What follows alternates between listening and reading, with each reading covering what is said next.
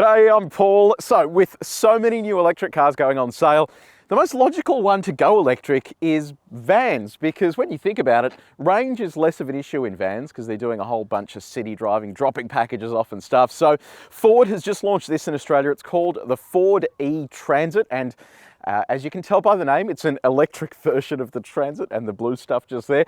Now, in terms of the pricing, we don't actually know the pricing yet, which is kind of frustrating. So what I'm going to have to do is film that bit later, and we're going to insert that into the video now. The outro is also going to be slightly different as well, because my outro will depend on exactly how much it costs. So we finally have pricing. It is priced at just under $110,000.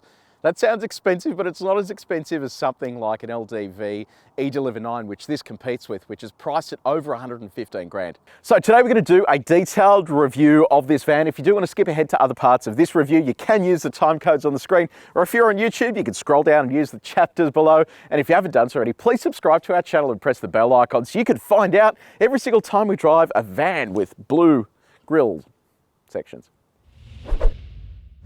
Now let's talk exterior design. You've got three external colors to pick from. All but white is going to set you back $675. Visually, this looks just pretty much the exact same as a regular Transit. You do have these blue highlights, and you've got your battery charger just there that I'll run you through in just a second. Halogen headlights, you know, it would be nice if we stepped into the modern ages and had LED here, but hopefully that will come with a facelift of some sort. Outside of that, it's all pretty straightforward. Bit of chrome there around the grille. Body color here, and then black down the bottom. You've got front parking sensors, a black section, and also a route there to the cooling stack for the battery system. Now, I wanted to show you under the bonnet here, because this is quite interesting. This is an exposed air vent. I'm going to get the key out to show you what it looks like under here. Now, I say it's interesting because I kind of wasn't expecting to see what is under here, because they've basically just taken the internal combustion engine out entirely and just put the EV components in. So as a result of that, you actually have a fair bit of space here to play with. And under here, you can see they have a whole bunch of electrical components. I think some of this stuff is going to be your inverters and things that will convert from DC to AC, and also the onboard AC charger as well. So yeah, it's a pretty sort of interesting space. The other fascinating thing as well is under here is your spare tire. So it's located just under the front there. So yeah, pretty clever setup there for the spare battery. This is also fascinating as well. This is a functional vent, and it looks like an exhaust here for the water just to drip down. So yeah, interesting setup under there. Now, before we go any further, let me run you through the EV components here. So charging is performed down the front here. It'll be interesting to see how this works, because this thing is enormous. If you do drive this into a charger, you have to go front in, and then the back kind of just sticks out. So you're going to have a dedicated charging area that's going to fit bigger vans like this. You have both AC and DC charging. And the good thing here is that AC charging operates up to 3-phase and just a little over 11 kilowatts, which is great news. You also have DC charging up to around 120 kilowatts. Battery size is just under 70 kilowatt hours. And then you have a WLTP driving range of about 300 kilometers, depending on whether you go for the high roof or the low roof version of this. So those specs are actually pretty good when you consider that any bigger and you're going to need more charging time, it's going to reduce your payload capacity. So I think it is about the right size for something like this. Let's whip around to the side and have a look down here. So you got hubcaps. Haven't seen these for a while, on a 16-inch steel wheel. It is actually all pretty nicely packaged, because if you have a look under there, you can see where the battery system starts, and they've used the entire length between the front and rear axle to contain that.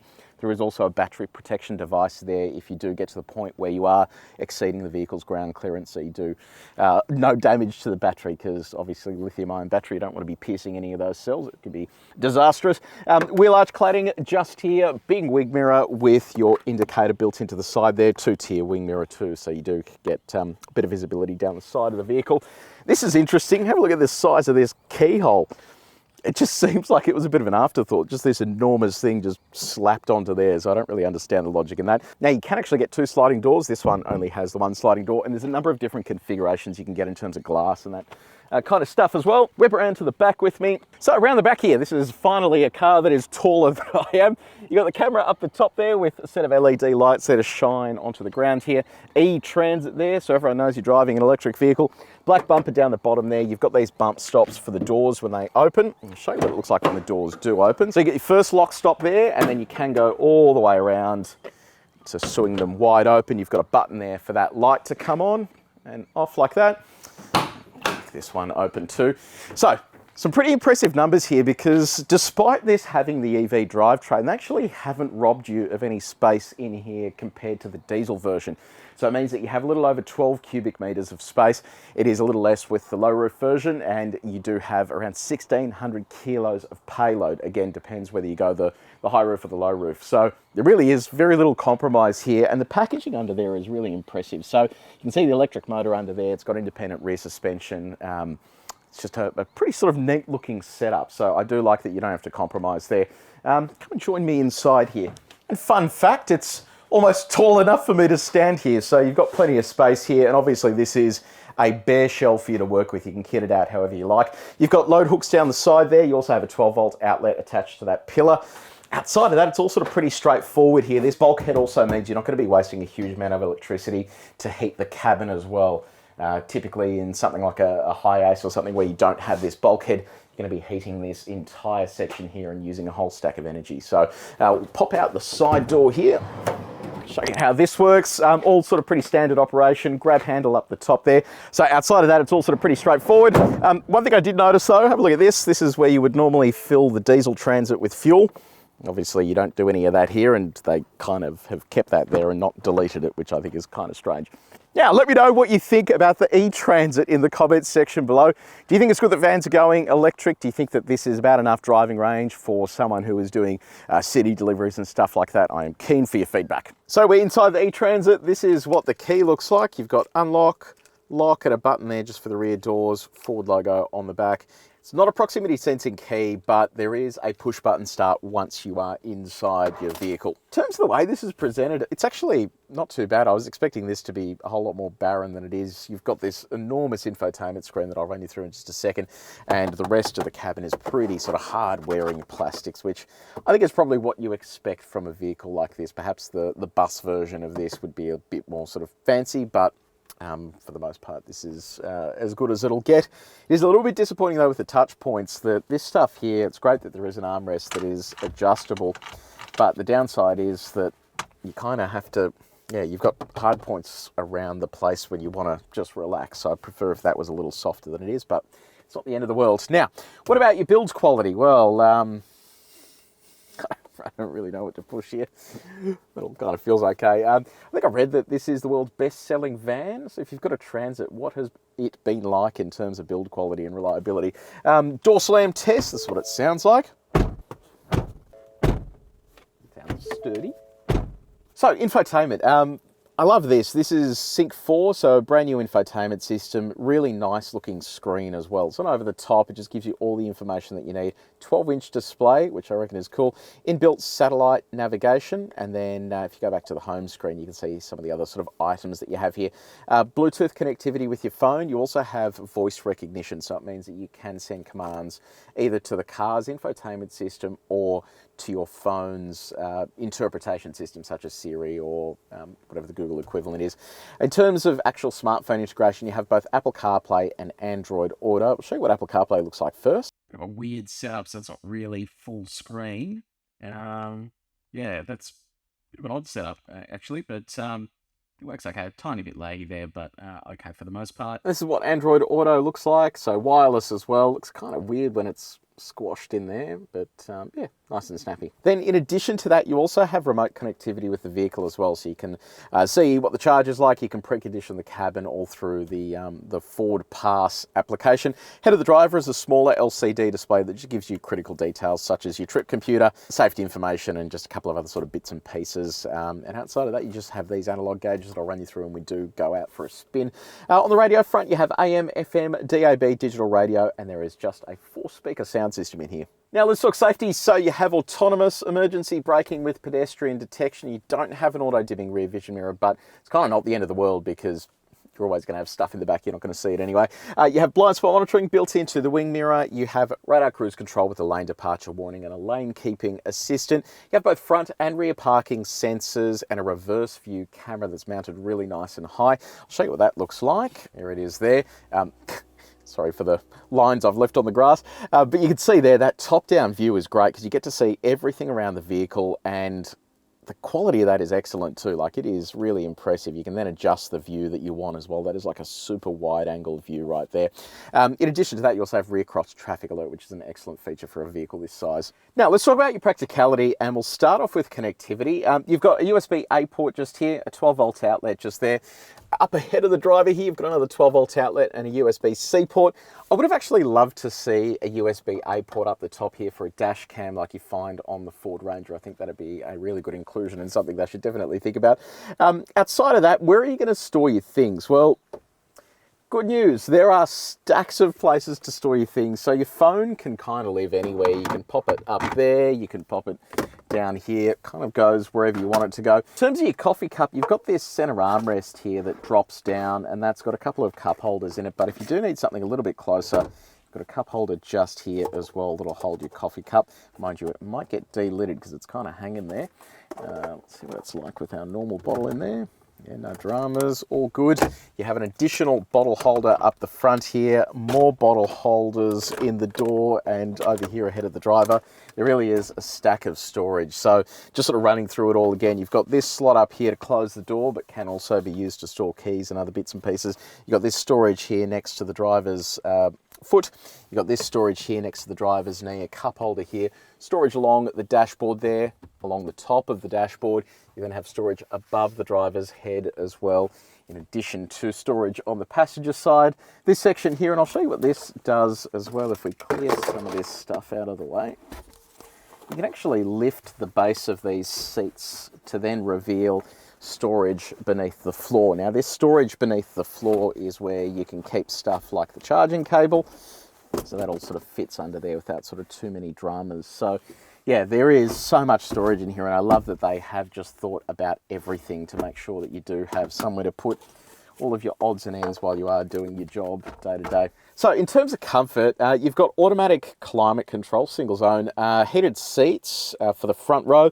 You've also got this interesting function here. If you go into the climate menu, it's called e-heat. And according to this, the only way to actually heat the cabin is to have that on. So it uses electricity to heat it. I think if you didn't have this on, it would it'd simply play with, I guess, air from outside to try and deliver you as much heat as possible. So yeah, I'm not really sure how that function works. But yeah, outside of that, it is pretty straightforward. And given it is such a small cabin, it cools down pretty quickly, even on hot days. And what about your seat comfort? You're going to be spending all day in one of these. What is it like? Look, I'm finding it pretty good. The driving position itself is actually pretty good as well. The steering wheel sits nicely in the hand. Steering wheel offers both tilt and reach adjustment. And on our reach test, all of this stuff is easy to reach while you're driving. Seat adjustment is electric, so you can go forwards, backwards. Backrest can go forwards, backwards. You can also adjust your lumbar support. Passenger seat, on the other hand, is no adjustment at all, so it all just sits there. Okay, so we've just hit the road in the e-transit.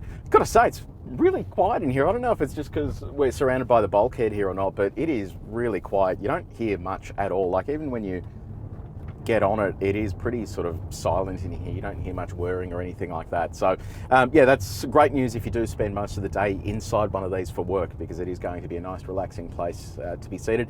So in terms of the specs, it is a single electric motor on the rear axle. It produces just under 200 kilowatts of power and most impressively over 400 newton meters of torque. So it means that it is the most torquey option if you do want a transit. So even more than the diesel stuff, which is pretty impressive. What does that feel like behind the wheel? Yeah, look, it does all that sort of standard EV stuff. It sort of pushes you in the back nicely. Everything feels nice and sort of sporty and engaging, which I reckon is what you want from one of these. Because if you are in and around the city, you don't want it to be slow. You just want it to be able to nip in and out of stuff. So it does all that EV stuff that you would expect it to do. You do have regen as well, so when you roll out of the throttle, it goes into that little regen mode, and if you push L here on the dashboard, it goes deeper into the regen as well. And I'll see if it actually comes to a stop. I haven't tried this yet for a single pedal driving setup. It's getting close. No, so it'll roll down to like 5-10 k's an hour, and then it just keeps going. So yep, no, none of that for you. In terms of ahead of the driver here, the gauges. So you've got a power gauge. If I go full throttle, you can see that goes all the way through to 100, and then when I go into the regen zone, it pops down into the green section. Now this is interesting down here. So a battery gauge over here to show you how much battery capacity you have left and how much range you have left. But down here is interesting. So this is telling you how much available power you have. And when we go for our faster lap, you'll notice that starts disappearing pretty quickly because it is trying to deliver as much energy as it can from the battery system, but this is designed to be more relaxing as opposed to a sports car. So it does tend to fade away a little bit if you do give the car a hard time. I'll be curious to see how this actually performs if you do have a trailer hooked up or you have a significant load and you are sort of speeding up and slowing down constantly. I'd be really keen to get this to capacity and see not only how much range you get, but how it feels behind the wheel under the throttle.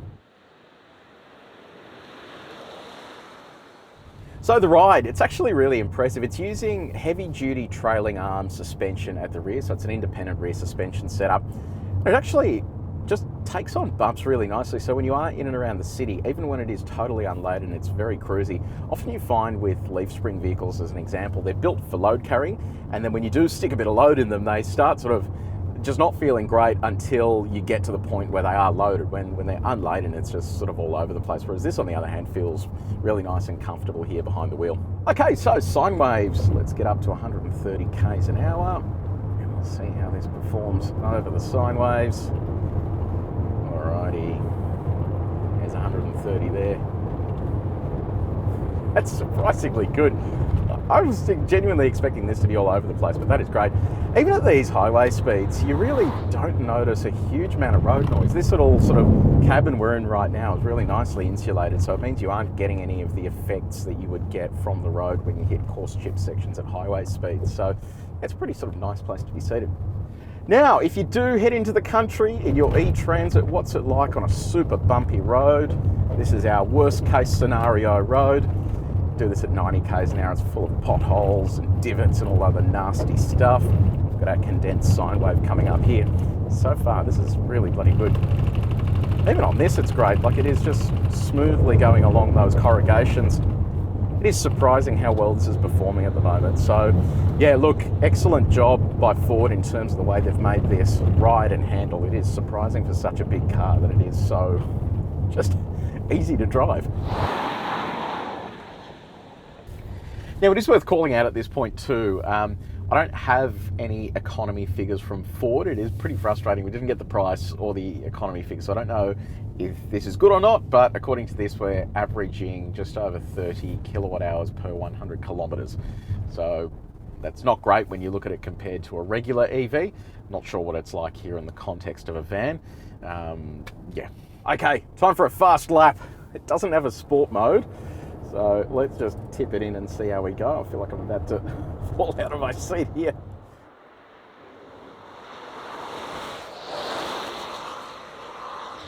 Yeah, so obviously you are never going to be driving like this, but I just wanted to see what this actually feels like when you do get stuck into it.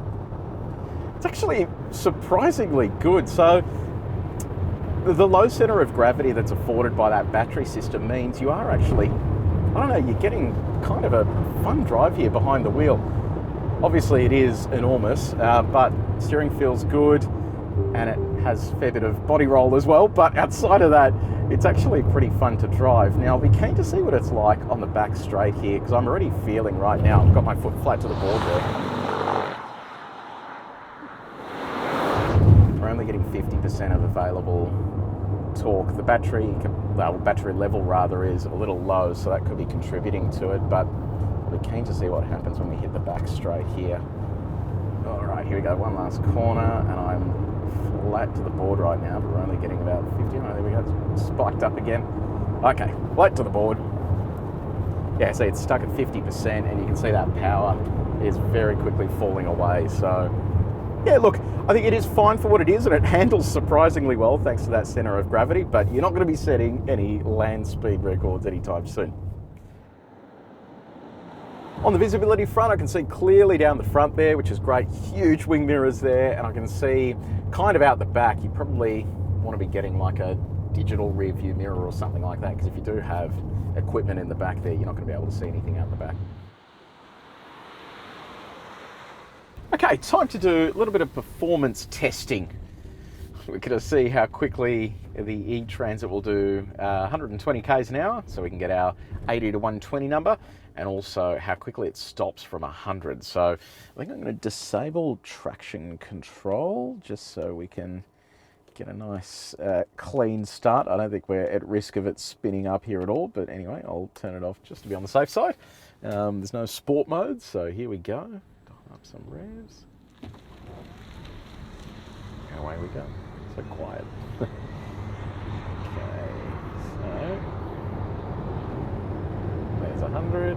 God, it is windy out there. It's throwing us around everywhere. And there's 120. Come to a stop. Wow, it needs a fair bit of time to get to 120. All right, we'll just wait till we've pulled up. Okay, let's have a little sticky beak. See how we go. So 0 to 100, 10 seconds dead flat, which is not too bad, and 80 to 120, 8 seconds. So it does show you that if you are overtaking, this is going to take a fair bit of a run up, and this is when it's totally unladen. So yeah, if you do jam this full of stuff, it is going to be significantly slower. Let's head back and do a break from 100. Okay, time for our break from 100. Let's wind up a bit of speed here. Alrighty, let's go. Be interested to see how quickly this pulls up given its size. There's 100, and that's our marker. Oh, that actually felt pretty nice and strong. So 3.21 seconds, 42.69 meters. Again, I'm going to refer to the Ranger Raptor, which we brake tested as well from 100. And I know that it was slightly damp, but that was over 50 meters. So an enormous van takes 10 meters less room to stop from 100 than a Ranger Raptor does, which is just ridiculous.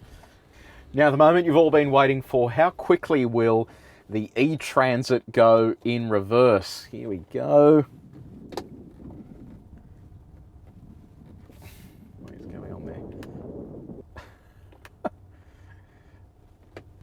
I don't know if there's something wrong. No, that's maximum speed. 9 kilometers an hour in reverse. That is insanely slow. Yeah, I know that these aren't meant to be rocket ships in reverse, but 9 kilometers an hour, it'll take you forever to reverse into anywhere.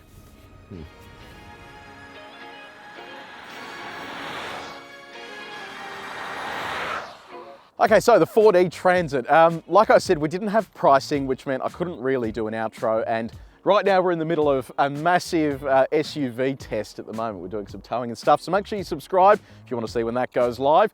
Now, what about the Ford etransit? Look, I think that as a driver's vehicle, it's actually pretty good. It's nice and quiet. They've packaged everything incredibly well when you consider that there is no intrusion into your cargo bay. It is sort of just a normal van to drive. It is expensive though, and this is ultimately where I reckon these vans are really not going to make a great deal of sense. It's over 100 grand. The LDV version of their van, which is electric, is over $115,000 with a lack of government subsidies here as well. I just don't know why you would spend such a huge amount of money above and beyond a regular internal combustion version at the moment. So that may change in the future. It may change as battery technology gets better, but at this time, it just doesn't make sense financially for it. So let me know in the comments section below.